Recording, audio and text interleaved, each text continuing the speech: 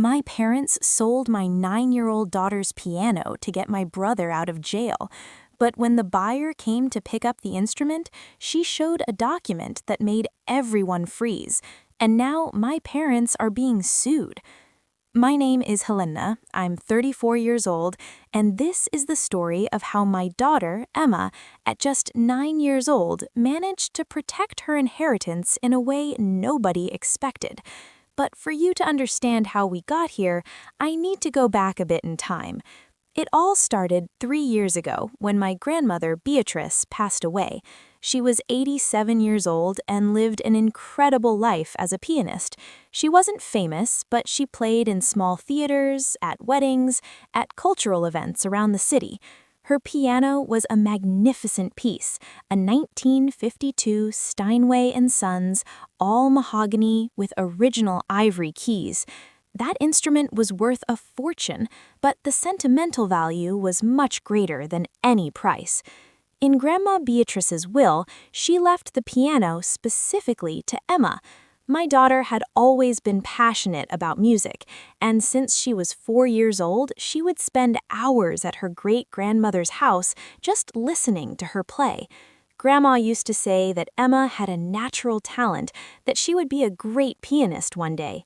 When she died, Emma was devastated.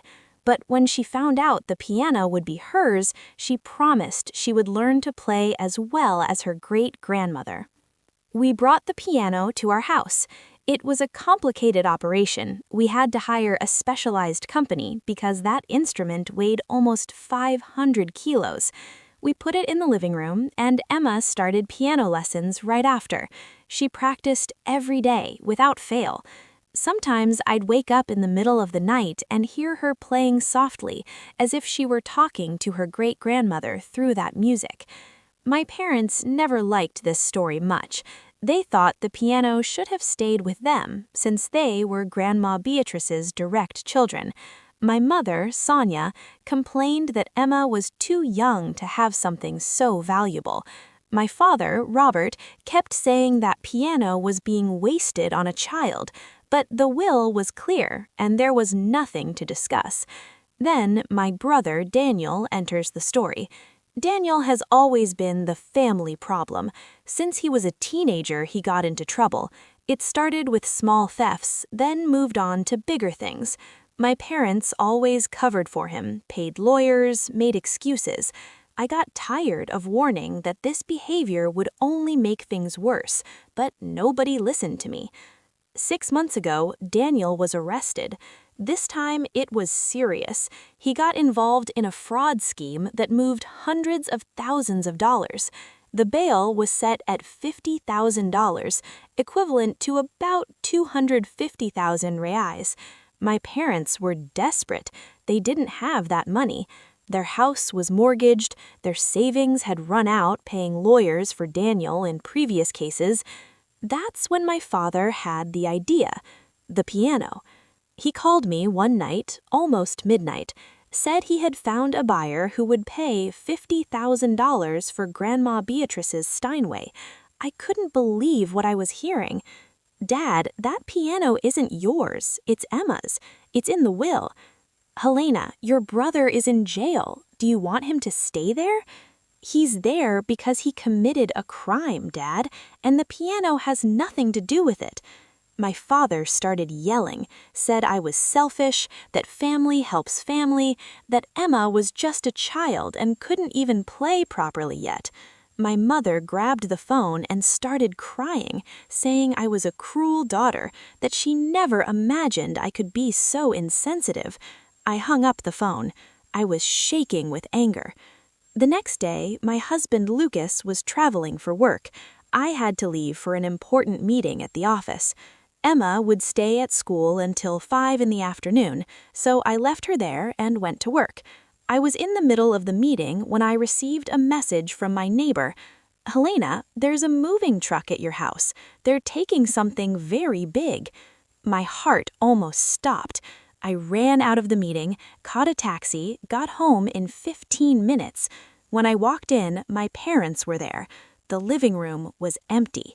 The piano was gone. "Where's the piano?"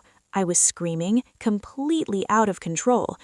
"We already sold it," my father said, with that face of someone who doesn't regret anything. "The money is already in the account. We're going to pay Daniel's bail this afternoon." "You broke into my house. You stole Emma's piano." "We didn't steal anything," my mother replied. "That piano belonged to my mother. We have more right to it than a 9-year-old child." I couldn't even speak. I called Lucas, I called my lawyer, I called the police, but my parents had prepared. They had a copy of my house key, the one I gave them for emergencies. Technically, it wasn't breaking and entering because they had authorized access. And as for the piano, they claimed the will was being contested, that they had rights to the instrument. It was a lie. There was no contest. But they were betting they could resolve everything before justice acted. I went to pick up Emma from school. I didn't know how I was going to tell her.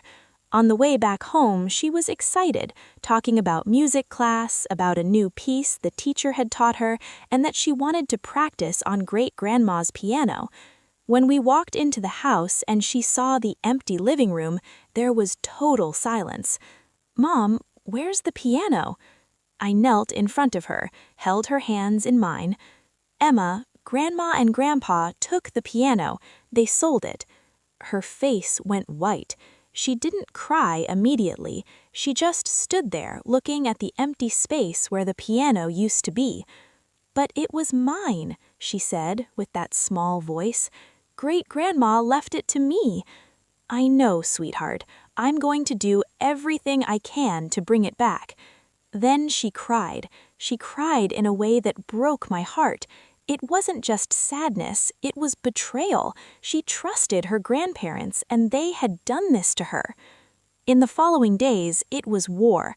My lawyer filed a lawsuit, the police opened a report, but the piano had already been sold to a private collector, a man named Mr. Cardoso, who lived in another city.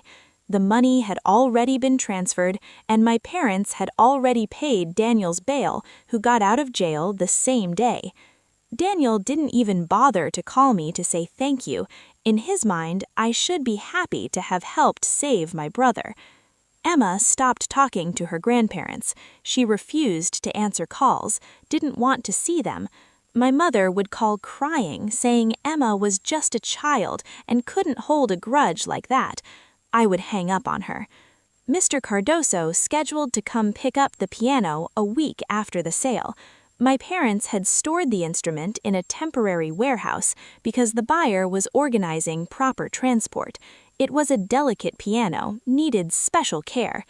Emma was strange those days, quieter than normal. I thought it was just sadness, mourning the loss of the piano, but she was planning something. On the scheduled day for picking up the piano, Mr. Cardoso arrived with his team. He seemed like a polite person, a gentleman, about 60 years old, passionate about musical instruments. He explained he had a collection of antique pianos, that Grandma Beatrice's Steinway would be the jewel of his collection.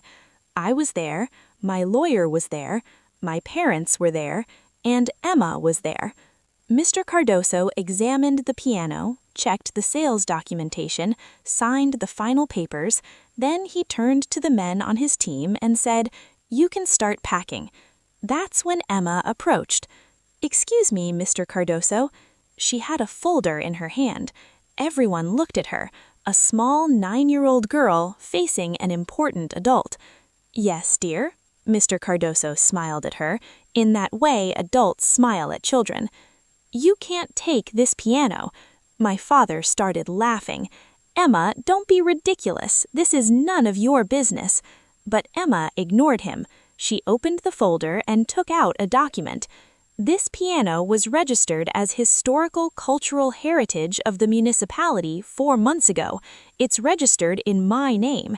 Any transfer of ownership needs special authorization from the Cultural Heritage Council, and this sale doesn't have that authorization.